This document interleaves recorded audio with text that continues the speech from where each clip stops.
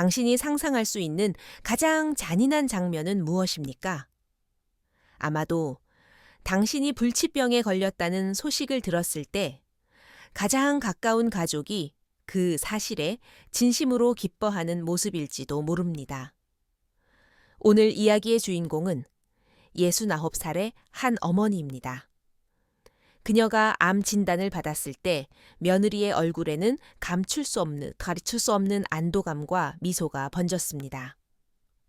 심지어 며느리는 축하 여행을 떠나기 위해 홋카이도행 비행기 표를 미리 알아보고 있었죠.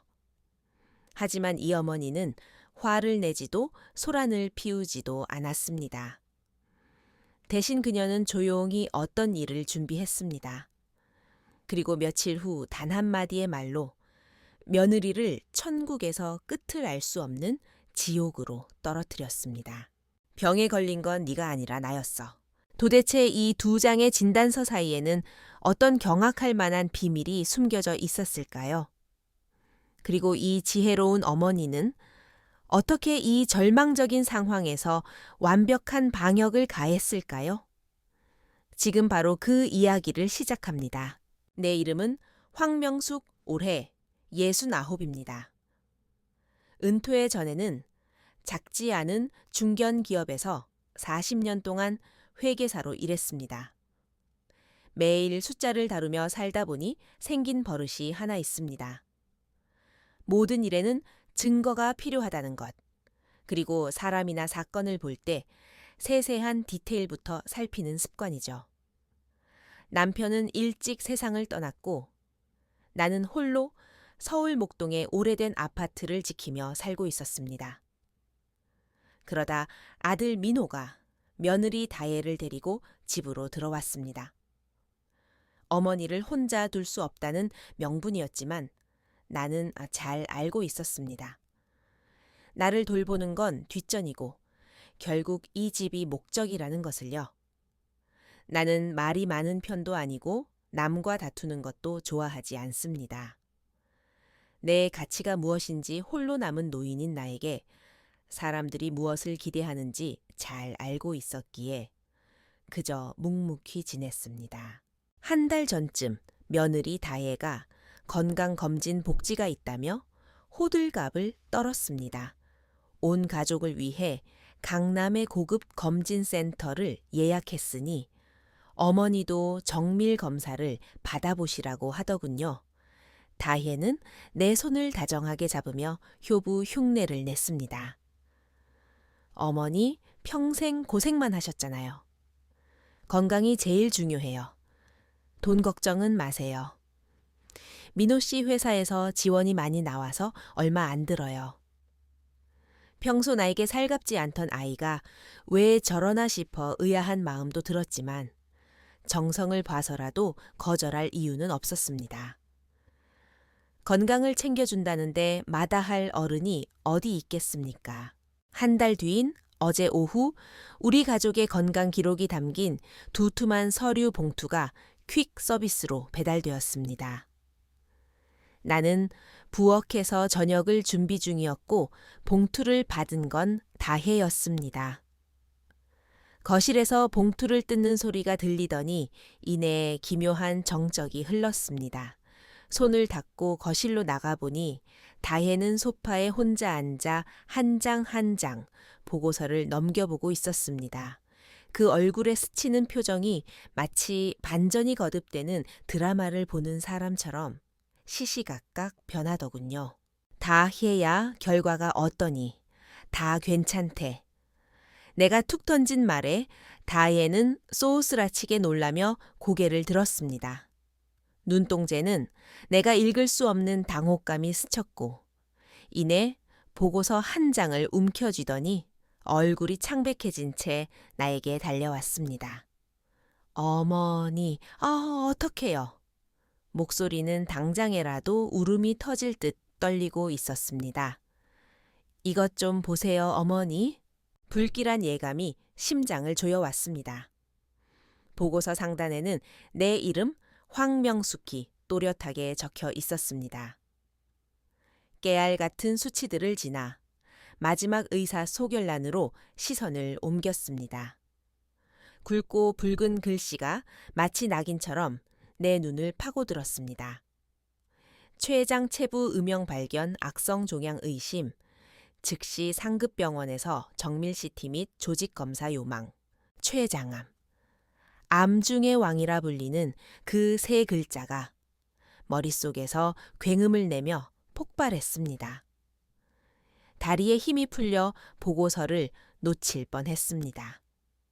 평생 감기 한 번 제대로 걸리지 않을 정도로 건강에는 자신 있었는데 어떻게 내게 이런 일이 생긴단 말인가. 거대한 충격과 공포 속에서 나는 본능적으로 며느리의 얼굴을 바라보았습니다. 위로와 지지를 얻고 싶었기 때문입니다. 하지만 바로 그 순간 나는 얼음물을 뒤집어 쓴 듯 온몸이 굳어버렸습니다. 슬퍼 죽겠다는 표정을 짓고 있는 그 아이의 입가에 아주 찰나였지만 억제할 수 없는 기쁨과 안도, 심지어 고소하다는 듯한 미소가 살짝 스쳐 지나갔던 것입니다. 그 미소는 진단서에 적힌 최장암이라는 글자보다 더 시리게 내 가슴을 찔렀습니다. 나는 순식간에 차분해졌습니다. 머릿속을 채웠던 공포와 혼란이 그 소름 끼치는 미소 한 번에 깨끗이 씻겨 내려갔습니다. 나는 며느리의 눈을 똑바로 응시하며 아주 평온하게 호기심 어린 말투로 물었습니다. 다혜야, 너 지금 되게 기뻐 보인다. 다혜의 표정이 굳어버렸습니다. 마치 꼬리를 밟힌 고양이처럼 얼굴색을 싹 바꾸더니 내 몸에 매달려 대성통곡을 하기 시작했습니다. 어머니, 그게 무슨 말씀이세요? 저를 어떻게 보시고 제가 어떻게 기쁠 수가 있어요? 아이는 가슴을 치며 울부짖었습니다. 전 너무 무서워서 그래요, 어머니. 걱정 마세요.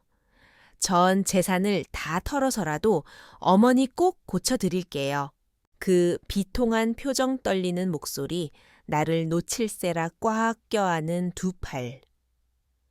만약 그 찰나의 미소를 보지 못했다면 나는 정말 감동했을지도 모릅니다. 나는 아무 말 없이 다혜의 등을 토닥여 주었습니다.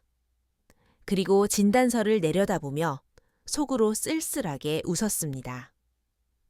그날 밤 나는 몸이 좋지 않다며 일찍 방으로 들어갔습니다. 퇴근한 아들 민우에게 다혜는 기다렸다는 듯 달려가 보고서를 건넸고 민호의 얼굴 역시 사색이 되었습니다. 민호는 한참을 멍하니 서 있다가 내 방으로 들어와 내 손을 잡았습니다. 엄마, 어떻게 이런 일이? 아들의 눈시울이 붉어졌지만 나는 그 눈빛 속의 진심을 읽어낼 수 없었습니다.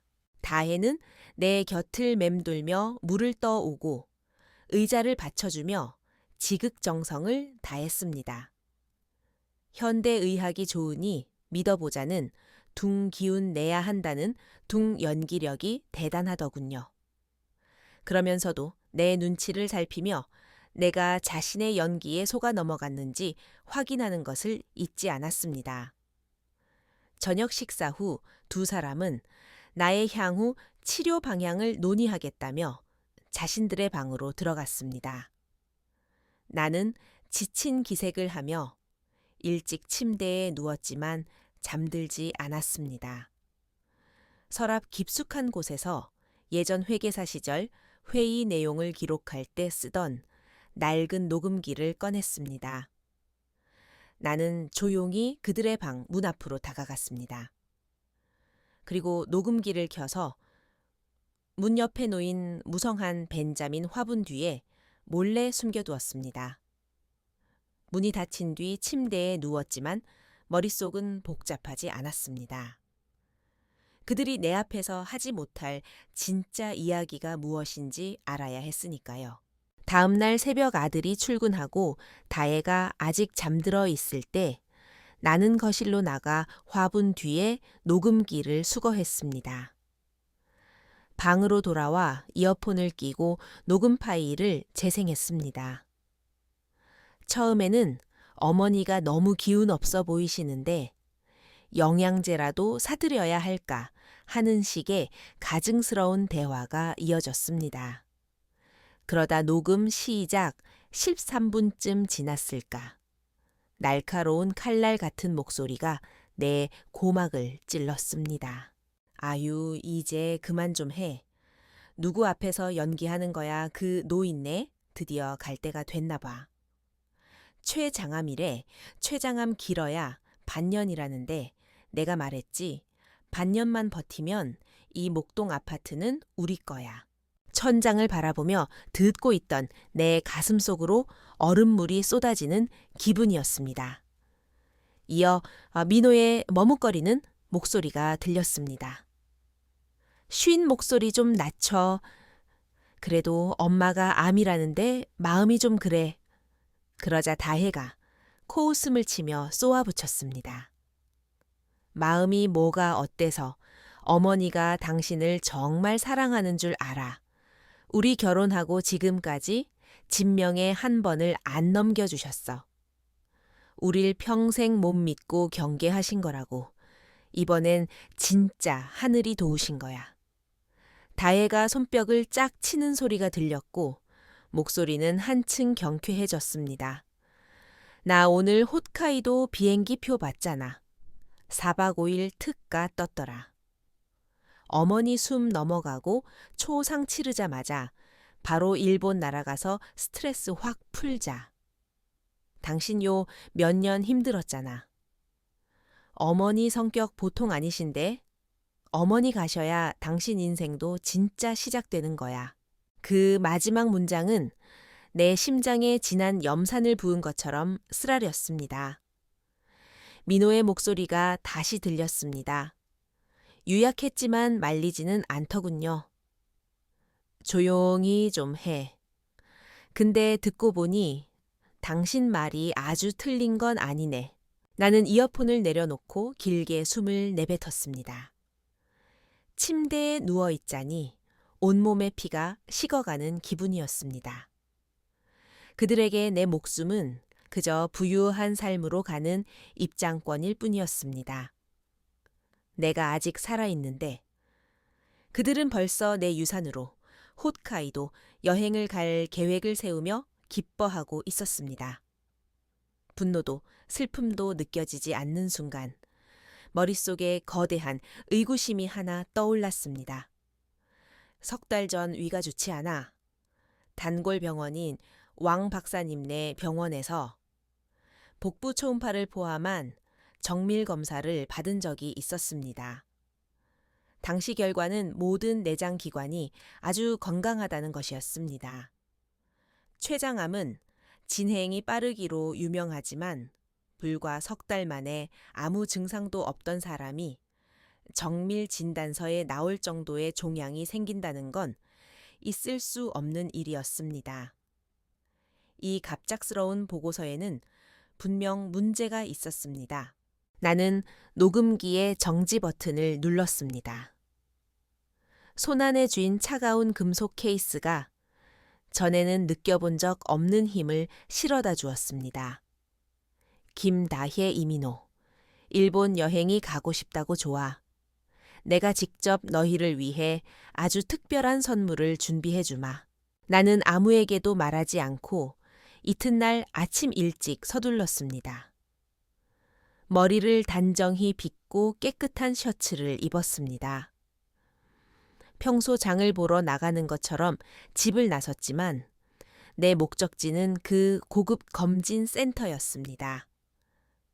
나는 접수처로 가는 대신 보고서에 적힌 담당 의사의 방으로 직행했습니다. 문을 두드리자 40대 중반쯤 되어 보이는 지적인 인상의 의사가 나를 맞이했습니다. 어르신 무슨 일이시죠? 나는 대답 대신 보고서와 신분증을 탁자 위에 올려놓았습니다. 선생님, 이 센터에서 발행한 이 보고서에 제가 최장암이라고 되어 있습니다. 의사는 보고서를 훑어보더니 고개를 끄덕였습니다. 네, 황명숙님, 영상 판독 결과가 확실히 나는 그의 말을 끊고 가방에서 다른 서류를 꺼냈습니다. 이건 석 달 전 다른 병원에서 한 검사 결과입니다. 초음파상 모든 장기가 깨끗했죠. 그런데 어떻게 석 달 만에 이런 결과가 나옵니까? 제 샘플 코드와 영상 기록이 제 파일과 일치하는지 다시 확인해 주십시오. 나는 허리를 꼿꼿이 펴고 그를 매섭게 응시했습니다. 의사는 당황한 듯 잠시 머뭇거리더니 행정 직원을 불러 파일을 대조하기 시작했습니다. 그들의 얼굴색이 변하는 것을 지켜보았습니다. 몇 분 후 의사가 고개를 들었을 때 그의 얼굴에는 송구함이 가득했습니다. 황명숙님, 정말 죄송합니다. 원본 데이터를 확인해 보니 보고서가 바뀌었습니다. 나는 아무 말 없이 내 귀를 가리키며 더 정확히 설명하라는 몸짓을 보냈습니다. 의사는 마른 침을 삼키며 말을 이었습니다. 당시 며느님이신 김다혜 씨와 함께 오셨죠? 두 분이 가족 계정으로 묶여 있는 데다 행정 직원의 실수로 연세가 더 많으신 여성의 데이터에 암 의심 소견을 매칭해버린 모양입니다. 장관이 대 장관리다이, 즉 주인과 손님이 바뀐 셈입니다. 나는 고개를 끄덕였습니다. 그럼 진짜 췌장암에 걸린 사람은 누구입니까? 의사는 주저하다가 낮게 말했습니다. 김다혜 씨입니다. 수치와 영상이 명확하게 이상을 나타내고 있습니다. 당장 정밀 검사를 받아야 합니다. 황명숙님은 아주 건강하십니다. 나는 여튼 미소를 지으며 고개를 끄덕였습니다. 그렇군요. 다행입니다.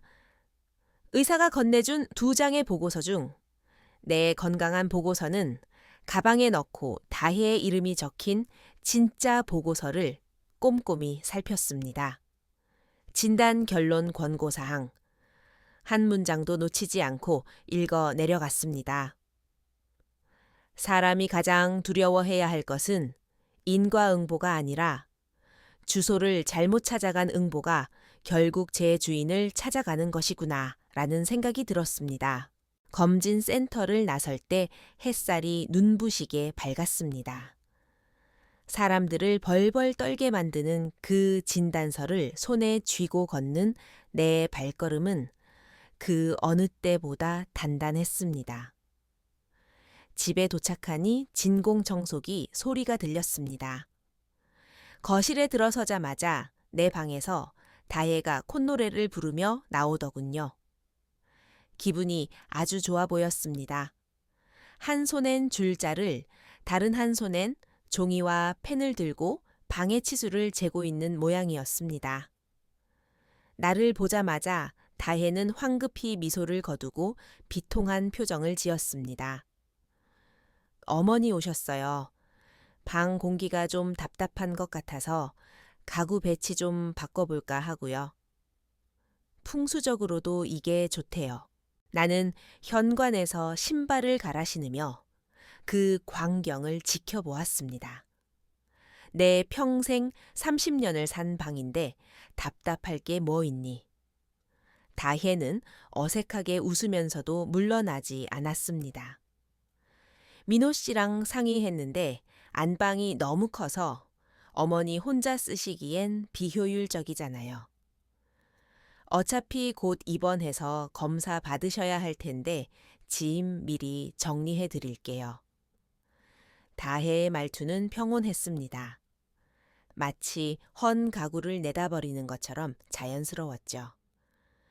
내가 대답 없이 가만히 있자 다혜는 내 침묵을 긍정으로 오해했는지 한술 더 떴습니다. 어머니, 걱정 마세요. 짐은 제가 예쁘게 싸둘게요. 분홍색 새 여행 가방도 하나 주문했어요. 마음에 드실 거예요. 나는 드디어 입을 열었습니다. 봄날 오후의 바람처럼 가벼운 목소리였습니다. 다혜야, 내 말이 맞다. 이 방 정리 좀 해야겠어. 다혜의 눈이 반짝였습니다. 그렇죠. 저도 그렇게 생각했어요. 하지만 나는 그녀의 말을 끊고 방 안을 한 바퀴 돌며 차분하게 덧붙였습니다. 정리하는 김에 너희 방도 싹 다 치우는 게 좋겠다. 다혜가 멍하니 되물었습니다. 저희 방요. 나는 그녀를 돌아보며 담담하게 웃었습니다. 집 안구석구석 어디가 깨끗하고 어디에 먼지가 쌓였는지 나는 다 안단다. 내가 병원 가기 전에 사람 불러서 대청소를 시킬 거야. 이 집엔 더러운 게 남아있으면 안 되거든. 다혜의 얼굴이 굳어졌습니다. 나는 아랑곳하지 않고 방으로 들어가 문을 닫았습니다. 문 밖에서 다혜가 잠시 서성이는 소리가 들리더니 이내 줄자를 챙겨 자신의 방으로 돌아갔습니다. 발걸음이 아까처럼 경쾌하지 않더군요.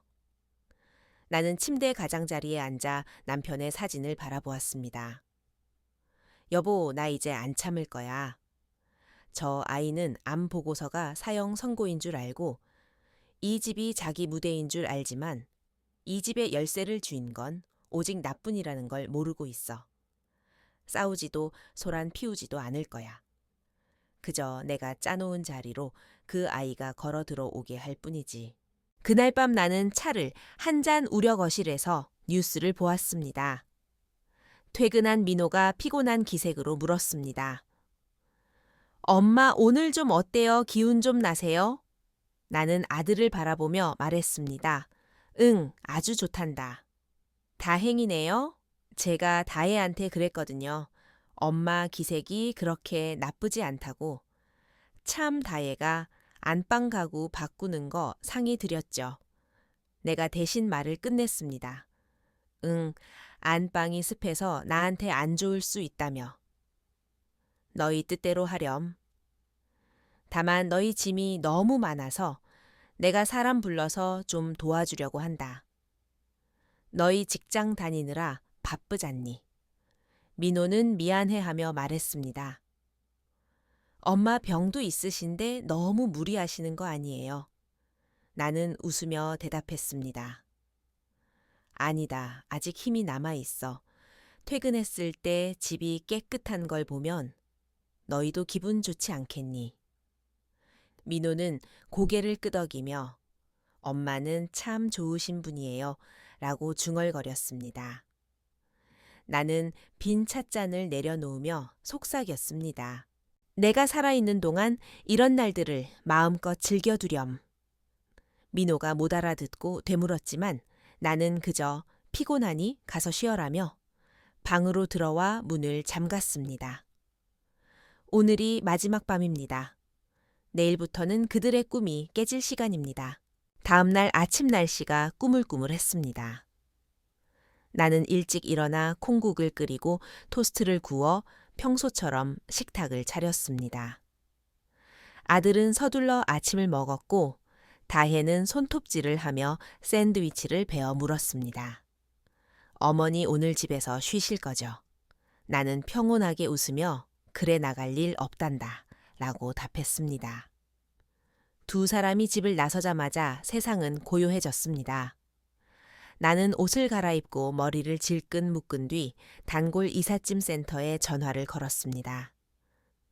사장님, 저 목동 황명숙입니다. 오늘 당장 사람 좀 보내주세요. 방 하나 비워야 하는데 버릴 게 산더미예요. 최대한 빨리 와주세요.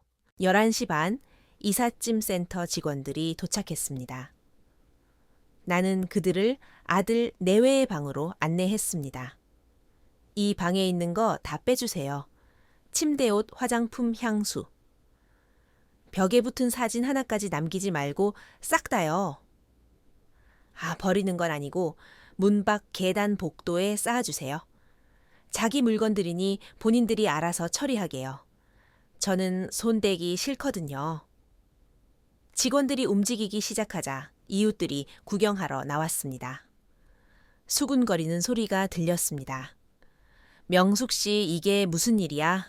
아들, 내외랑 싸웠어. 물건들이 다 새 것 같은데 아깝게 왜 저래? 나는 그저 웃으며 아무 대답도 하지 않았습니다. 1시간도 안 되어 방은 텅 비었습니다.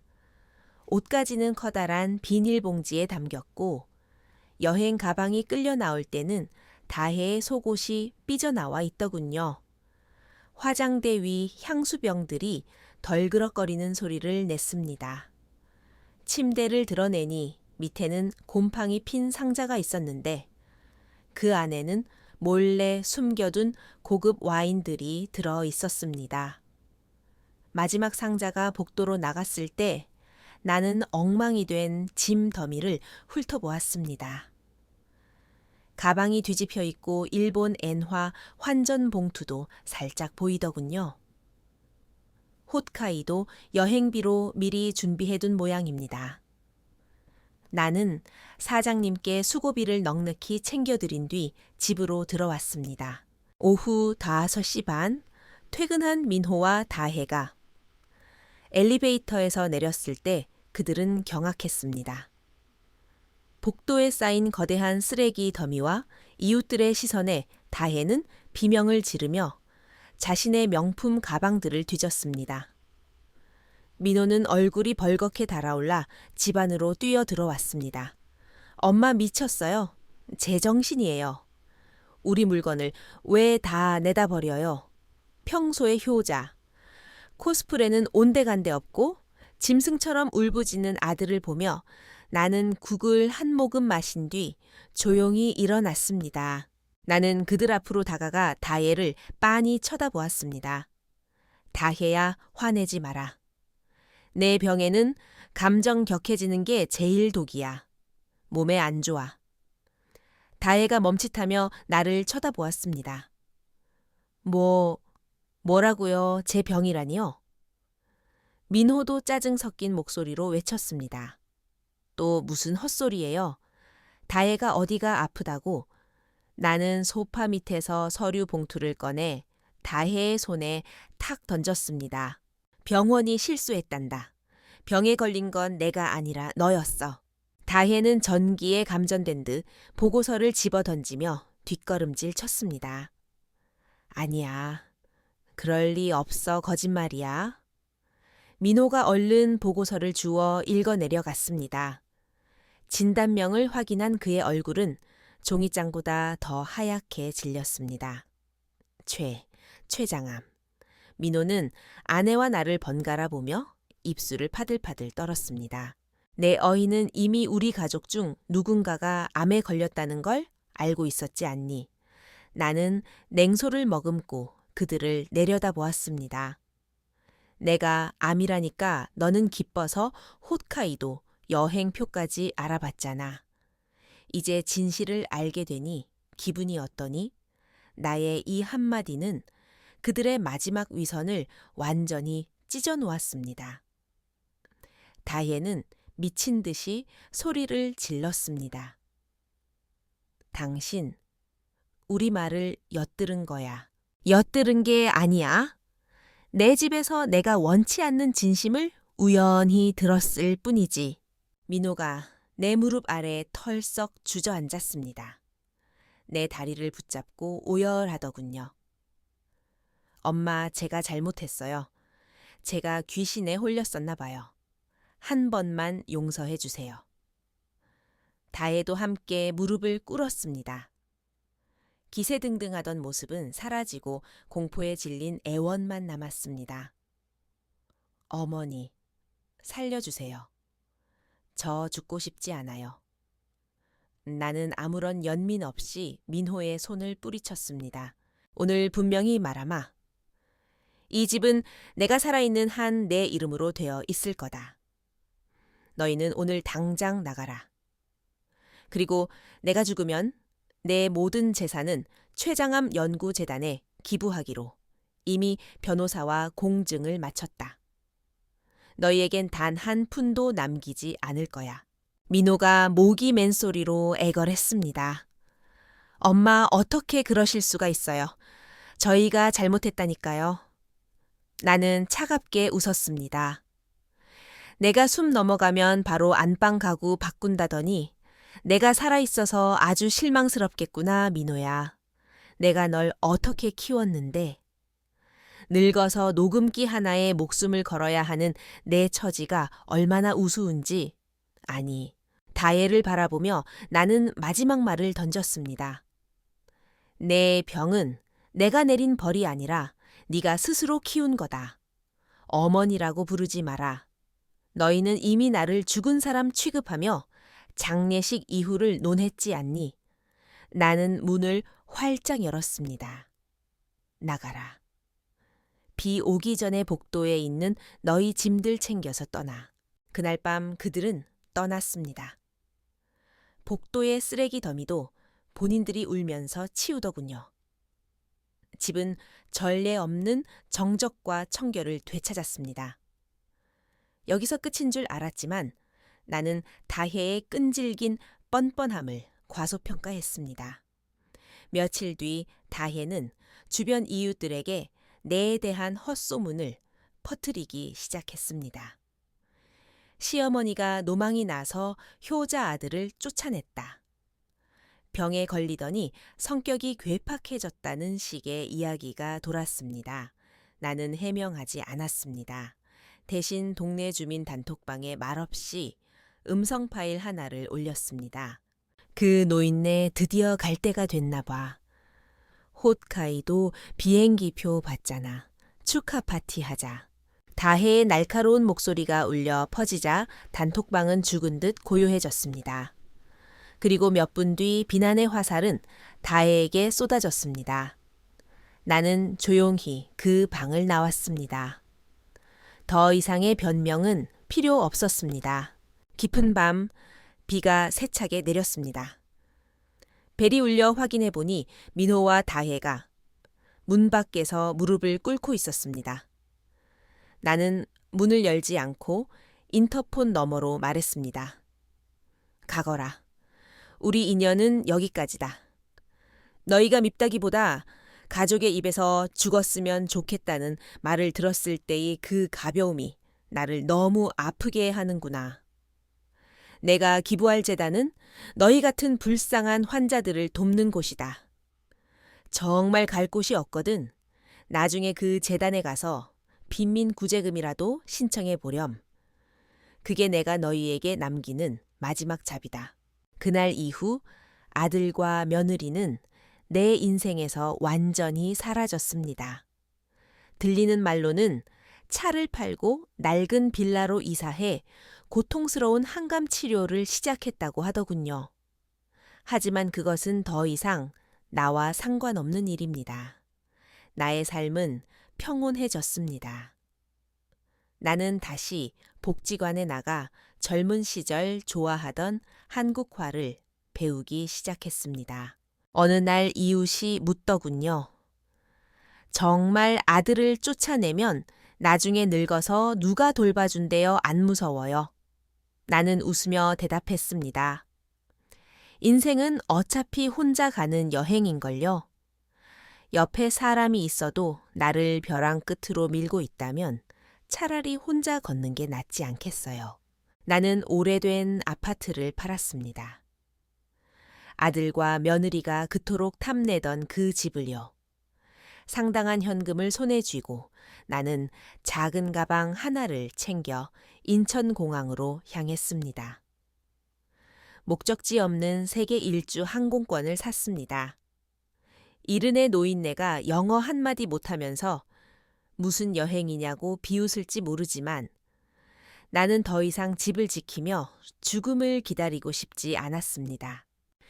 나의 첫 번째 도착지는 홋카이도였습니다. 오타루 운하의 다리 위에서 하얗게 쏟아지는 눈을 바라보았습니다. 차가운 공기가 폐부 깊숙이 들어오니 머릿속이 맑아졌습니다.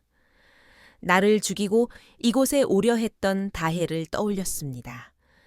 나는 핸드폰을 꺼내 아름다운 설경 사진 한 장을 찍었습니다.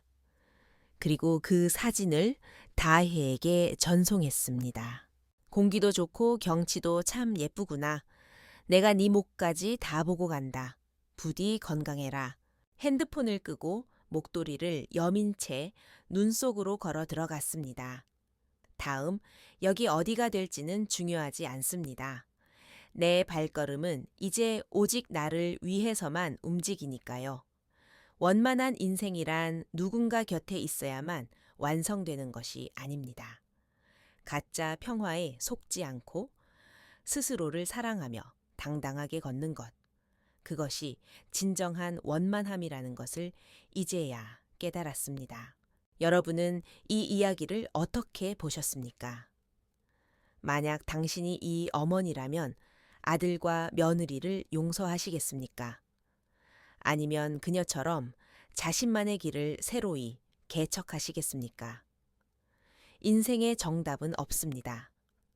하지만 분명한 것은 곁에 사람이 있어도 외로운 삶보다는 스스로 깨어있는 삶이 더 가치 있다는 사실일 것입니다.